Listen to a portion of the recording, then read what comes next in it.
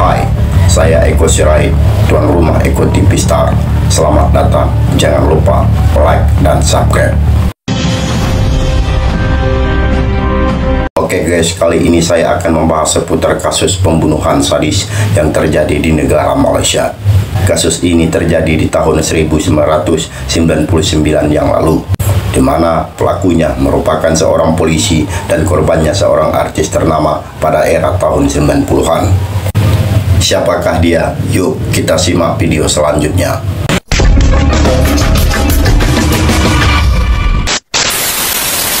Dia adalah Along Spoon. Masih ingat? Ya, dia semasa hidup merupakan seorang vokalis grup band pop rock asal Malaysia. Selama berkarir di dunia industri musik, lagu yang populer saat dinyanyikannya ada dua judul, yaitu Ringgit Berjuta dan Rindu Serindu-Rindunya. Rindu, serindu-rindunya. Kedua album itu pada era tahun 90-an begitu hits hingga menghantarkan nama grup Spoon populer hingga ke Indonesia. Along bukanlah nama sebenarnya, melainkan nama sebenarnya Sabiul Malik Syafi'i. Dia merupakan kelahiran asal Seremban, Negeri Sembilan, Malaysia pada 22 April tahun 1979. Karir bermusiknya secara aktif diawalinya pada tahun 1993 hingga tahun 1999 yang silam. Dia meninggal dan menjadi korban pembunuhan telah dilaporkan hilang selama 10 hari terhitung pada tanggal 25 Desember tahun 1999, di mana pada saat itu umat Islam sedang merayakan Idul Fitri. Mirisnya pula, jasadnya ditemukan di tepi jurang dalam keadaan terikat di dalam sebuah karung. Mayat pria berusia 19 tahun itu ditemukan oleh polisi di lereng bukit kilometer 28 Jalan Kuala Keluang, Genting Peras, Jelebu, Negeri Sembilan, Malaysia, tepatnya pada 6 Januari tahun 2000 yang silam. Begitu dilakukan pemeriksaan oleh tim forensik, ditemukan jeratan pada lehernya yang diduga sebagai penyebab kematian sang artis tersebut. Sebelum ditemukan hilang dan menjadi korban pembunuhan, tepatnya pada tanggal 5 Desember tahun 1999 yang silam, almarhum Along konon sempat terlihat bersama pelaku menaiki sebuah taksi. Diceritakan selama dalam perjalanan menuju sebuah kawasan sunyi, yaitu di mana mayat Along ditemukan dan TKP-nya seperti yang telah disebutkan di atas tadi, keduanya pun sempat terjadi cekcok mulut. Along yang saat itu berusia 19 tahun mendapat kekerasan fisik. Pelaku yang berlatar belakang seorang polisi itu pun kemudian memukul kepala Along. Mendapati penumpangnya dipukuli oleh pelaku, sang supir taksi itu pun kemudian meminta agar pelaku menghentikan aksi kekerasannya itu.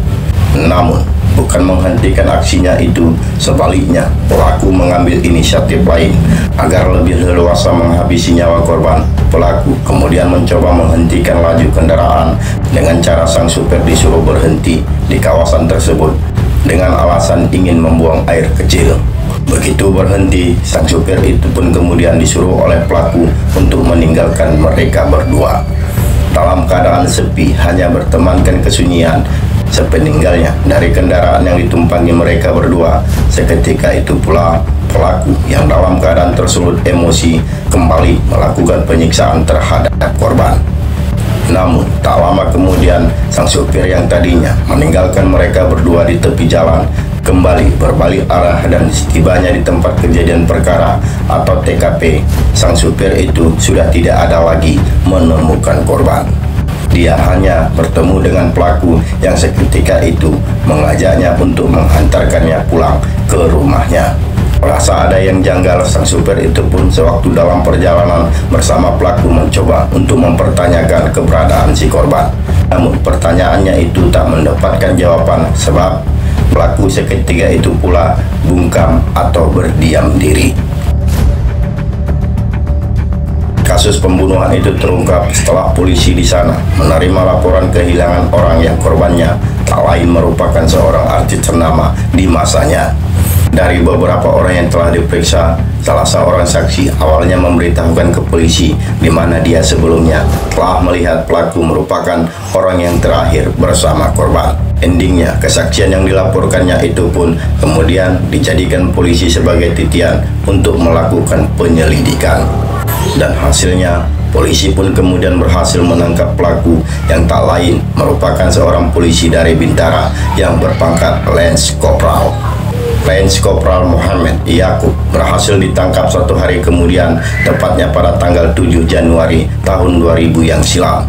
Kepada polisi dia mengakui perbuatannya. Dalam logat bahasa Malaysia dia mengatakan, mayat dia saya isikan dalam guni, telah saya campakkan tepi jalan, dan saya setuju untuk tunjukkan tempat itu, katanya di kala itu.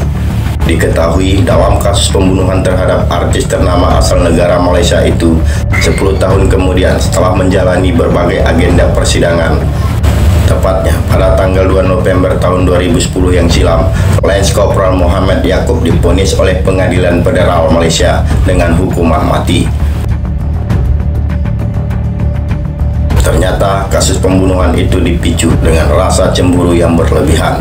Lance Corporal Muhammad Yakub tega menghabisi nyawa korban Along pun secara sadis dikarenakan tersulut api cemburu, di mana dia sebelumnya telah melihat Along berada dalam satu mobil bersama dengan istrinya.